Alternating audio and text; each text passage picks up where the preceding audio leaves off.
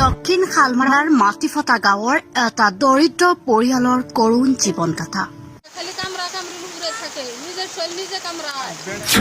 ঘৰৰ সকলোৰে মৰমৰ কিশোৰ এজনক বান্ধি ৰাখিছে শিকলিৰে।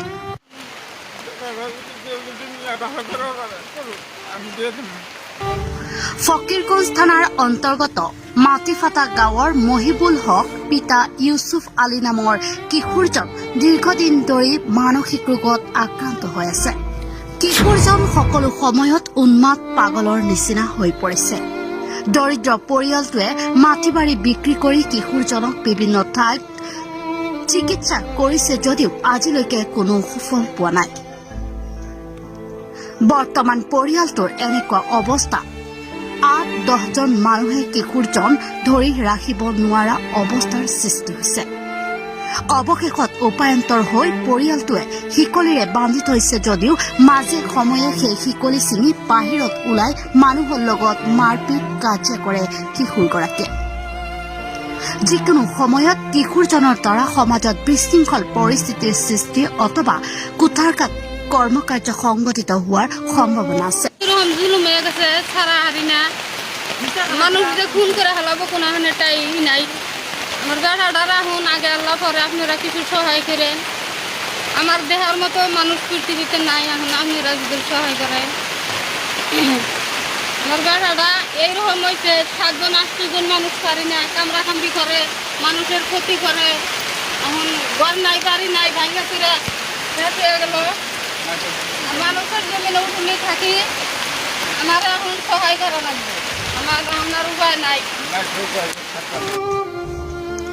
যিহেতু কিশোৰজন মানসিক বিকাৰগ্ৰস্ত, সেয়েহে যিকোনো সময়ত এজন মানুহক হত্যা কৰাটো সম্ভৱপৰ।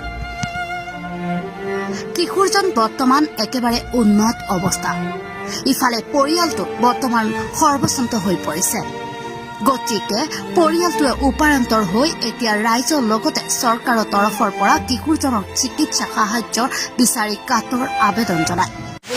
10 টাকা গুয়াহাটি গেলাম, 7-8 বার আবার কুচবিহার গেলাম, আলমগঞ্জ গেলাম, যা কিছু আসার গরু বাসার সব বিক্রি টিক্রি করে চিকিৎসা পাতি করলাম। এর মধ্যে পুরো একটা পোতাল থেকে তার মাছ নাকি 8 টাকা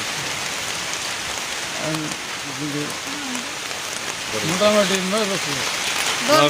10 বছর না না 5 বছর সহ্য পাইনি। এতিয়া বৰ্তমান নতুন চৰকাৰক কি জনাব? আমাৰ বেড়াটা এৰকম হয়েছে।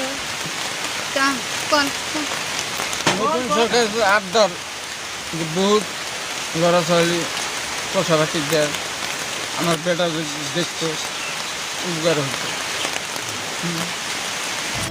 দৰিদ্ৰ পৰিয়ালটোৱে ভাৰতীয় ষ্টেট বেংকৰ হাতশিঙিমাৰী শাখাৰ account number 3869189146 IFSC code SBIN 0008267 জৰিয়তে সহায়ৰ হাত আগবঢ়াই কিশোৰ